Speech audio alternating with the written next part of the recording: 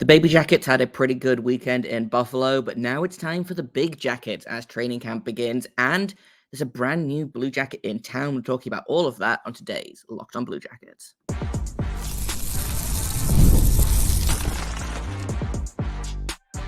You're Locked on Blue Jackets, your daily podcast on the Columbus Blue Jackets, part of the Locked on Podcast Network, your team every day.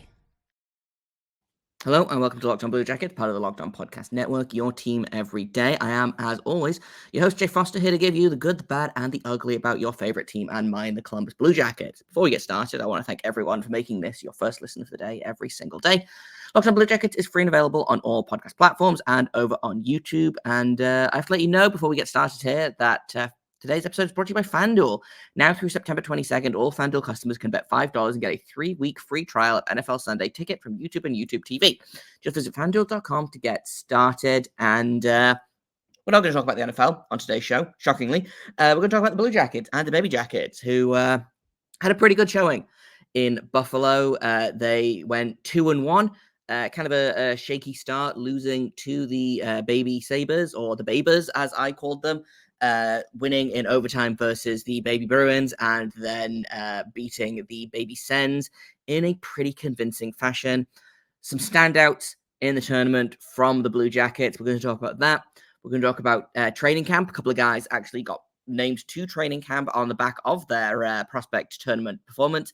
And there's a brand new Blue Jacket in town as James van Riemsdyk, JVR, has signed a 1-year $900K contract with the Blue Jackets as part of the trying to make up, as if you could ever really kind of replace Johnny Gaudreau. And that's not what they're doing, but they need to have people on the roster. So we'll talk about that, what that means for the group, things like that in just a little bit here. But I wanted to talk about the prospect camp tournament first off, because I watched most of it. Some of it I missed. I was on a bus after watching my own team lose horribly, but I watched most of the tournament, and I saw a lot of good things. It was a little bit shaky, a little bit, oh, yep, this sure is, children versus children.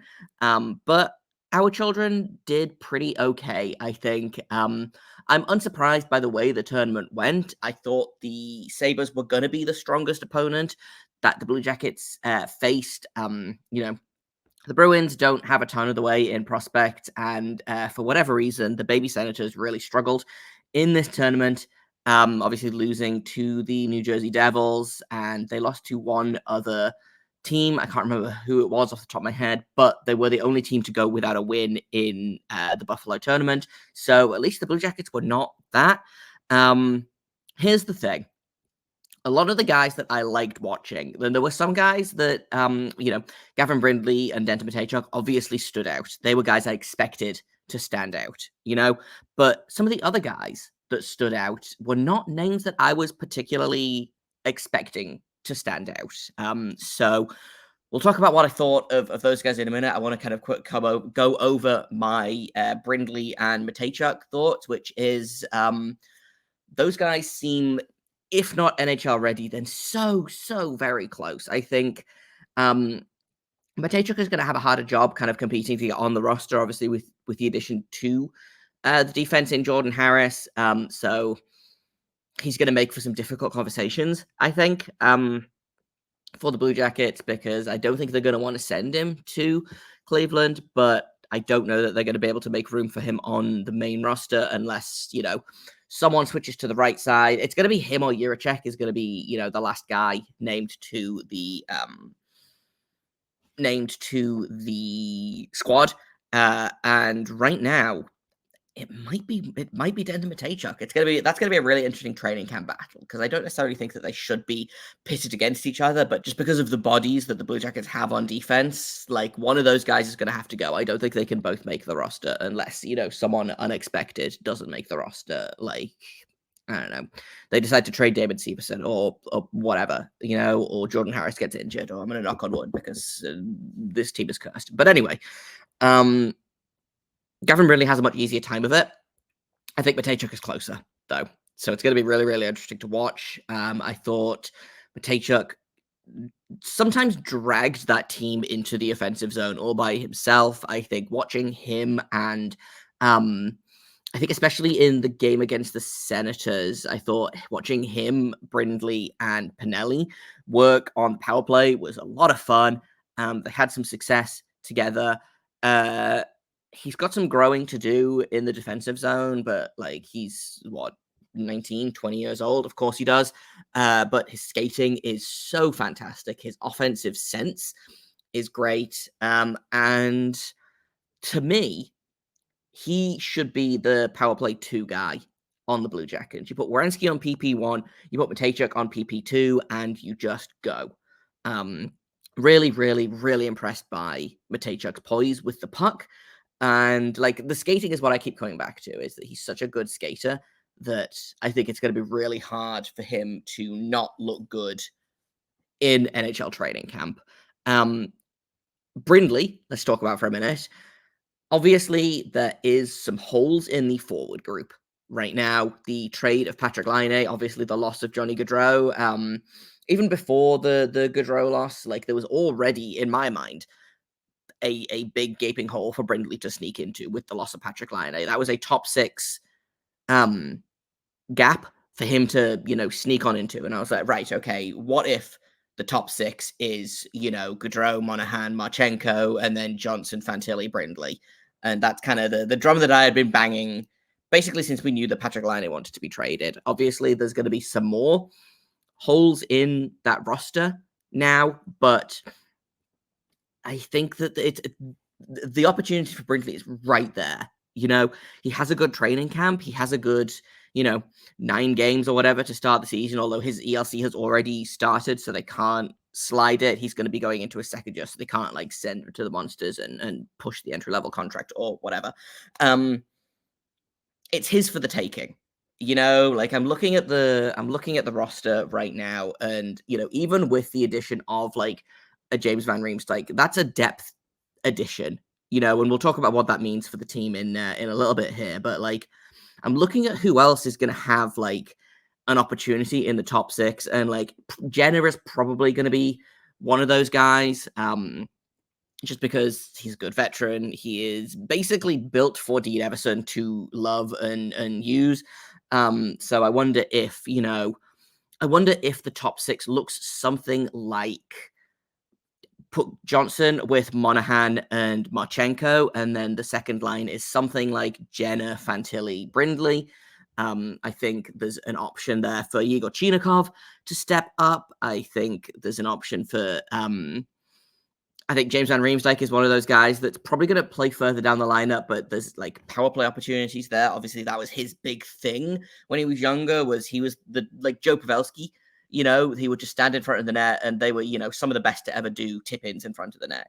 So the long and short of it is like that top 6 position is wide open, and it's Brindley's for the taking. I think he is the most suitable for that position, if only because like his chemistry with Fantilli, and I think we're really going to see that in training camp, which starts, I believe, physicals tomorrow on the ice on Thursday. I think we're really going to see like that's good. That has to be your starting point, right? Like you drafted these 2 guys, and I know that Waddell didn't draft either of them, but this organization drafted these 2 guys among other reasons, but because they had such good chemistry. And, if you have the opportunity to recreate that at the NHL level, I don't know why you wouldn't. So, like, in my mind, Brindley's going to get that top 6 role basically immediately, and then it's his job to keep it and not lose it, as opposed to I don't think he's going to have to work his way into that conversation. I think it's going to be his role, and he has to avoid getting it taken away from him by players like Yegor Chinikov, by players like Dmitry Voronkov, James van Riemsdyk, other potential surprises in training camp. Like, I don't think James Malatesta is going to challenge for the top 6, but I think he's probably going to challenge for a roster spot because, again, there's holes in the roster, and every time you move guys up the lineup, like he could very well fit in on that 4th line.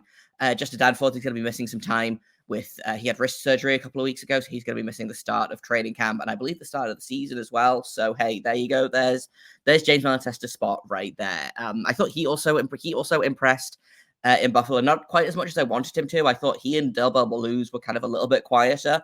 Pinelli as well. I wanted to see a little bit more from him, but I'm excited to see what those three bring to training camp. I'm not expecting any of them to really make the NHL roster. I think Pinelli's going back to Ottawa. And Del Ballouz is Cleveland bound. Miles Esther probably also Cleveland bound. But I'm excited to see what those three guys do at training camp, which we'll talk about in just a little bit here. We're gonna take a quick break, and then I want to kind of finish off my thoughts on the prospect tournament, because there's a couple of names there that I want to talk about kind of in conjunction with training camp, guys that really impressed me in an unexpected way. And so we're going to talk about that in just a second here on Locked On Blue Jackets.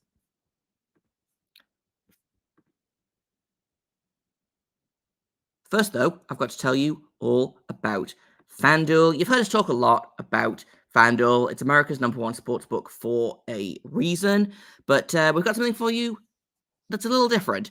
Now through September 22nd, which is next week, so you got to get on this pretty soon, all FanDuel customers can bet $5 and get a 3-week free trial of NFL Sunday Ticket from YouTube and YouTube TV. Then, the YouTube TV base plan, you're going to be able to watch every regular season Sunday afternoon out-of-market game. All you're going to need is a Google account and a current form of payment, and you can cancel any time. Just visit FanDuel.com to download America's #1 sportsbook and enjoy NFL all season long. You can also bet on the NBA, the MLB, the NHL. They've got college sports on there, all kinds of things. It doesn't have to be just football, but if you do enjoy football, bet $5 and get 3-week free trial of NFL Sunday Ticket from YouTube and YouTube TV. FanDuel, America's #1 sportsbook, and also our #1 sportsbook here at the Locked On Podcast Network. So I want to finish off kind of talking a little bit about prospect camp / tournament. And what I want to talk about is a couple of names that really impressed to me. Guys that are probably not going to be fighting for spots in Columbus, but guys that are fighting for the opportunity later on. And so a couple of guys. One I want to talk about is Pano Fimis. He played in the prospect tournament, kind of up and down the lineup. He was with the Erie Otters this season, had 76 points and 25 goals, wore an A. Season before that was with the Niagara Ice Dogs. I believe it was either Jeff Svoboda or Aaron Portsline pointed out that this kid in the past 3 years has had 9 head coaches, and is still kind of putting together a pretty fun, a pretty complete game. 20 years old, so is probably going to turn pro at the end of this season, but could be a really intriguing kind of project pick for the Blue Jackets. I know that he had 2 goals against the Sens in the most recent game, including a shorthanded breakaway, which was pretty sick.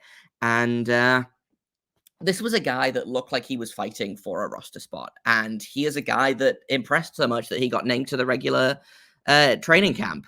And I know that Don Waddell does not like big rosters for training camp, so I believe it's 55 players have been named overall. I'm not going to go through the entire list, but last year I believe every player from the prospect tournament got named to training camp because of how well they performed. That wasn't the case this year, but Pano Fimis is a guy that got named to training camp because of his performance in this tournament, and I can see why.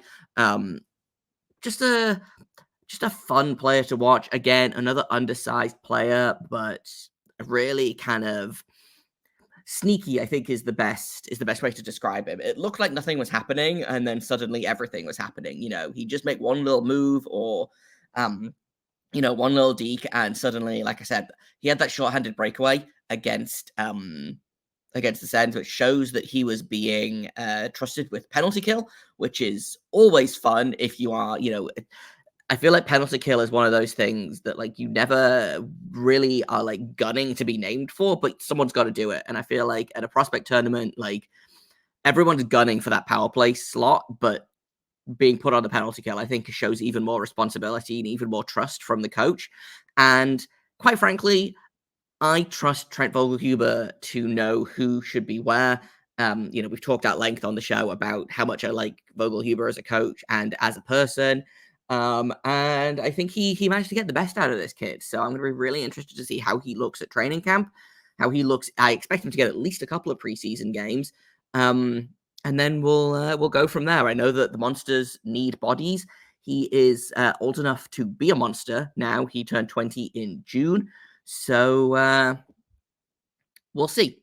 He could be the guy that just comes in and surprises everyone. So I'm looking forward to that. And then the other guy is someone who was getting a lot of conversation last night, and that is Jacob Oster, who is he was the free agent invitee goalie. They brought 3 goalies, Nolan Lalonde, who is under an ELC with the Blue Jackets. They brought Evan Gardner, who was the most recent draft pick of the Blue Jackets in the second round of the 2024 draft. And then they brought Jacob Oster, who is a free agent. He was just with the Oshawa Generals. He had a .905 save percentage and went 35, 16, and 7. And then went 12, 6, and 3 in the playoffs for Oshawa as they went pretty deep into their Memorial Cup attempt. I believe they ran into the London Knights, which can you fault them for really losing out there? Because, the London Knights are inevitable, quite frankly. But I thought of all of the goalies, he performed the best of the 3.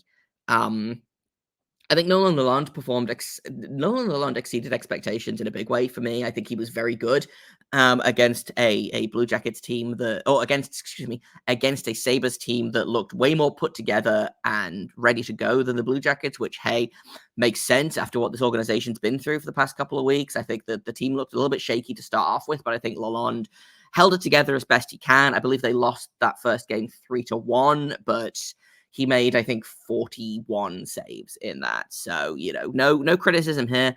And then Evan Gardner, I think, looked good, but is very young. And again, I think needs a little bit more seasoning, which is not news to anyone. He's 18 years old. I'm not expecting him to come in and look like the best goalie in the world. Showed promise. And we'll see I'm excited to see what he looks like this time next year. Because he's someone that I'm going to be keeping a really close eye on. But Jacob Oster, I thought, looked brilliant. He looked calm. He looked collected. Was kind of a quiet start for him. The Blue Jackets outshot the Sens 9-2 in the first period. He allowed a goal pretty early on in the second period, I believe, when the Sens tied the game, and then he locked it down for the rest of the game. Blue Jackets ended up winning 4-1, and I think Jacob Oster, he really, really impressed me. He's another guy that is going to be looking for a job this summer. I believe he's aged out of juniors. Again, he turned 20 on March 26th, so Oshawa could use an overage slot on him, but I suspect he's going to be looking at turning pro. And he was named to the OHL first All-Star team this season, which is what I was looking for earlier. And then he was also the OHL's goaltender of the year, which is, no small feat. So he's a guy that, I'm really interested in seeing, and he's a guy that could add a little bit more depth to this team if the Blue Jackets decide, okay, they don't love what they see from Cheyenne, they don't love what they see from Lalonde. Bringing in a guy like Oster to, probably spend most of the year in the ECHL, give him the Jet Greaves treatment, see what happens. I think the Blue Jackets goalie tandem or the goalie carousel is probably going to be on a little bit of a spin this season as they figure out what's going on with Merzlikins, with Tarasov, whether Zach Sorchenko can cut it in the AHL for the Blue Jackets. Again, what's going on with Lalonde, with Cheyenne. But with Ivanov not coming over, at least for another season or two, and Melvin Strahl, the other kind of goalie in the organization, just starting his career with the USHL. I think the Youngstown Phantoms he's playing for. There is an opportunity here for Jacob Oster to sneak his way into the organization, kind of like Jet Greaves did. And I mean, look what happened with Greaves, So if that's what we're going to get with Jacob Oster, that's a really exciting thought to me. So that's kind of all my thoughts on the prospect tournament, on guys that got named to training camp, etc. There's no other real kind of surprises for the training camp invitation. It's all of the guys that are under contract. It's all of the draft picks that aren't in college. So no Aiden Hreshuk, no No William Whitelaw, no Luke Ashton, etc., guys whose seasons have already started elsewhere. But Kane Lindstrom is on the list, and so is Jordan Dumais. They're both kind of dealing with injuries at the minute. But interestingly, the Blue Jackets are bringing 8 goalies to training camp. So Pavel Cheyenne, Nolan Lalonde, Evan Gardner, Zach Sorchenko, Daniil Tarasov, Jacob Oster, Jack Reeves, Albus Muslekins are all the goalies that are being named, that have been brought to training camp. So I think that's going to be, again, really interesting to see how Oster competes against guys like Lalonde and Cheyenne. Like I'm kind of grouping those 3 guys together. Potentially Sorchenko in there, but I think he's probably a little bit of a tier above those guys. But if Oster can outperform Cheyenne and Lalonde, there could be something really interesting there, and I'm excited to see kind of what's going on there. Obviously, with the news of James van Riemsdyk, signing his contract with the Blue Jackets, we're going to talk about that next, and what that kind of means for this team, what that kind of means for the roster the roster kind of change up, all of that stuff in just a second here on Locked On Blue Jackets.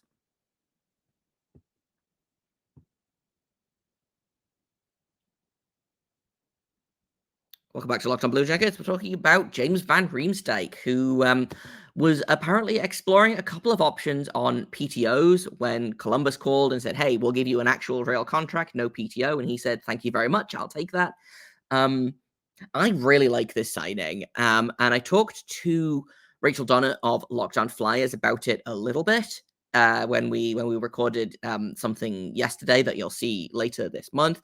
And she was like, you guys are going to love him. She loves him. She misses him. I've always been a fan of James van Riemsdyk. I think he's a good guy. I think he's a good player.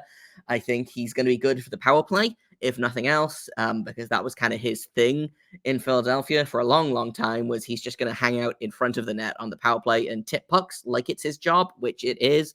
But he also had a really great quote that I believe Aaron Portzline shared when he was asked, what's it going to be like to come into a room that's experienced what the Blue Jackets have experienced. So Van Riemsdyk said, the hockey world, we're a brotherhood. We look after each other and try to be there for each other, and that's going to be an element of this. There are going to be some things here outside of the game of hockey. It's not a linear thing. There will be good days, but some days are going to be tough. We're going to support each other as much as we possibly can.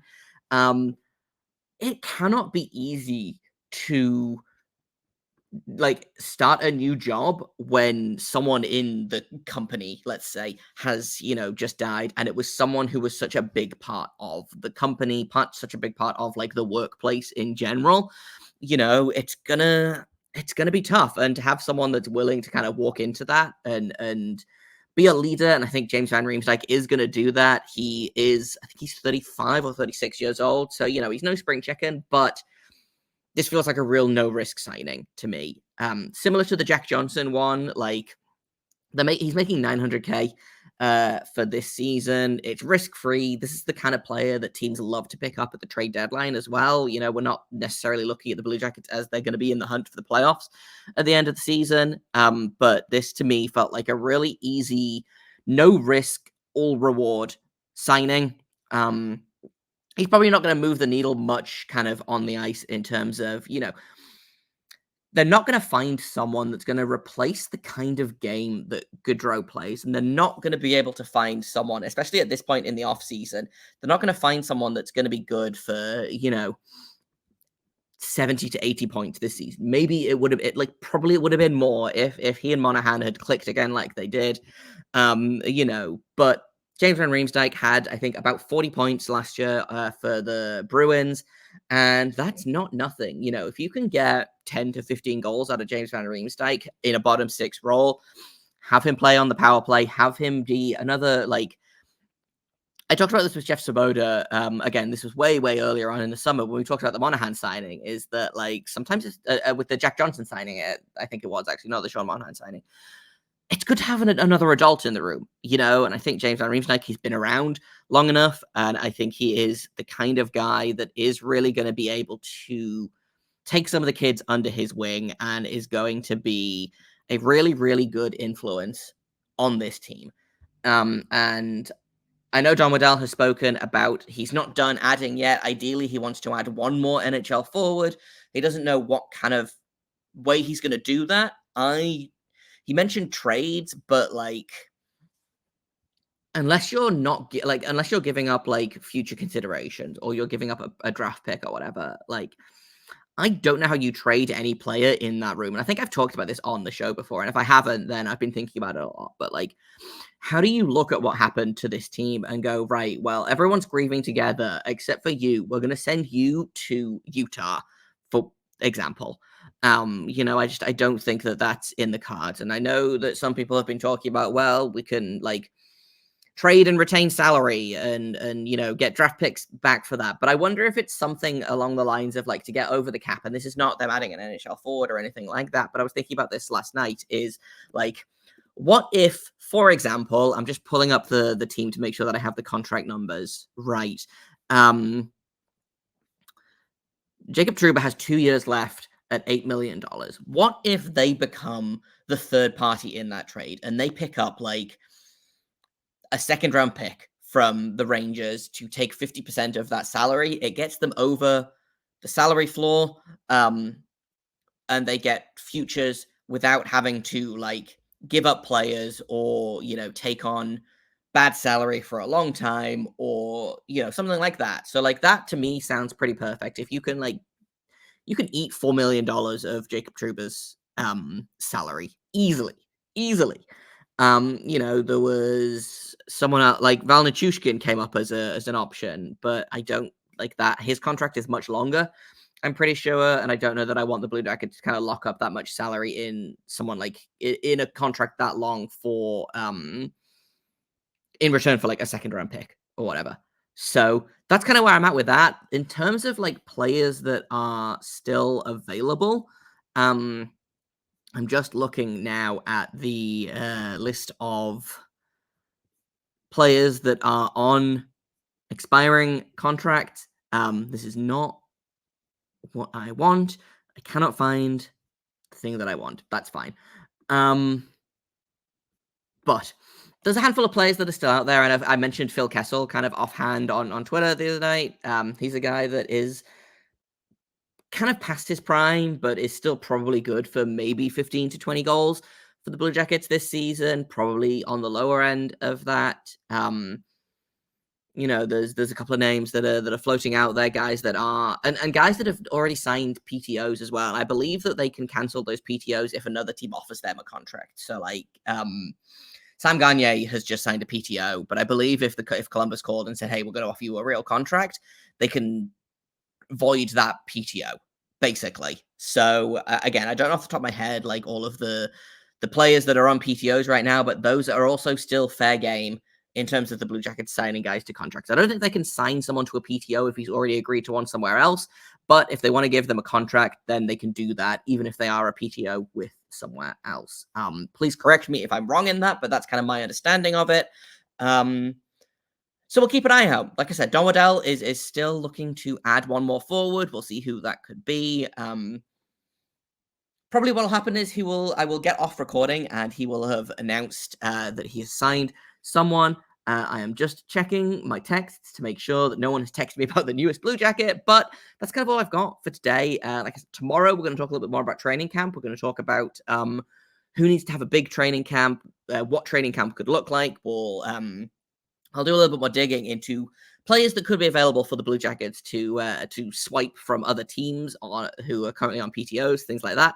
But I've been Jay Foster. Thank you for listening to this episode of Locked on Blue Jackets. You can find me on Twitter at _Jacob Foster, JAKOBFORSTER. You can find the show at LO_Blue Jackets. If you have comments, questions, criticisms, please email me at lockedonbluejackets@gmail.com.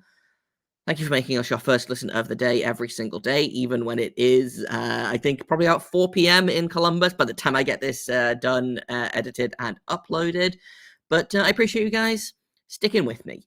And until tomorrow, maybe make sure you stay locked on.